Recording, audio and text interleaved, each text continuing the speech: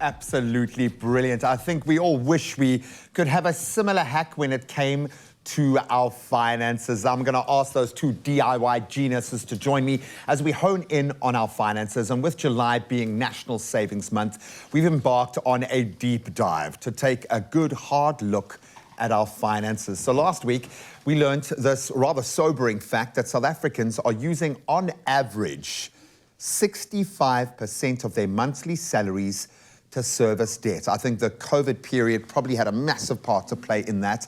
And whilst some debt is necessary, some of it can be even called good debt, like buying a home or maybe saving for that tertiary education, spending on that.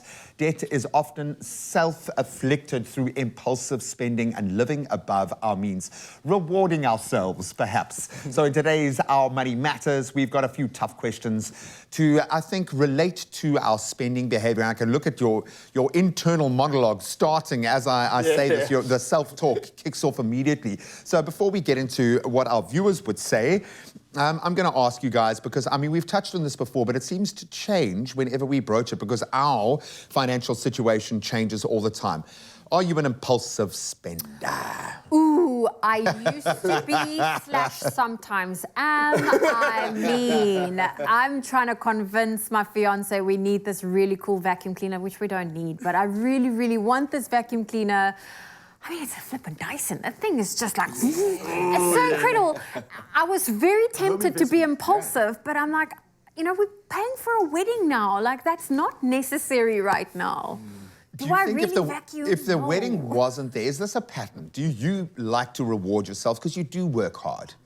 Is it that playing out, or is it just a pattern that's always been there? I try, it's a pattern that's always been there, although in the past I always acted on the impulses. Now we are going into a union where it's now not just about me, it's not just about him, it's about us collectively.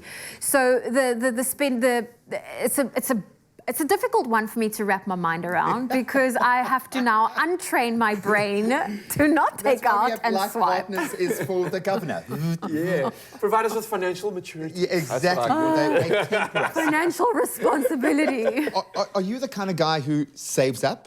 Or are you going to buy it on credit because you need it now? And I know I'm oversimplifying with big decisions, but what side of that coin do you feel? Look, man, I come from the credit world and realize, like, it's not worth it when you're enjoying the thing but still paying it off. Like, I want to have it, like, all mine. So I just save up now and wait if I can't afford it. I'm literally been waiting for, like, the last 6 months. I have this bike in mind and I really want it.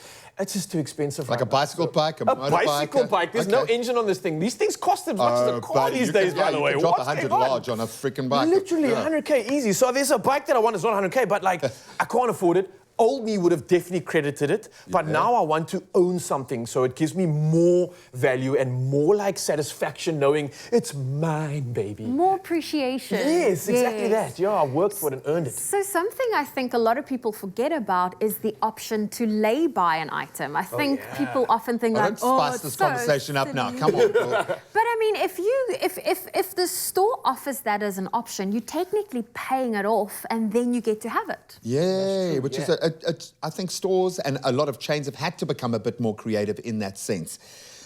What has been one of the biggest lessons? Because both of you hopefully have matured through this journey and through our My Money Matters discussions. When it comes to living beyond your means, did you have to cross that line to learn that lesson? Was there a big moment? What's informed that journey for you? Have you learned that lesson?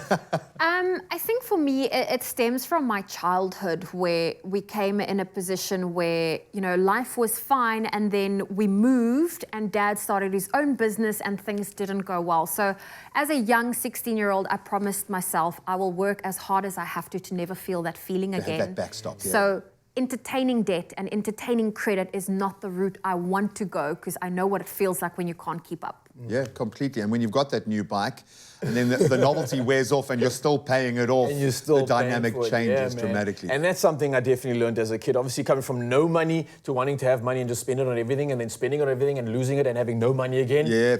You learn going through this pathway that you want balance. I'd rather have longevity and sustain that. So And also, this is a reminder for you to maybe look at your friends, because perhaps you have that friend that always gets to have the latest and the greatest of everything.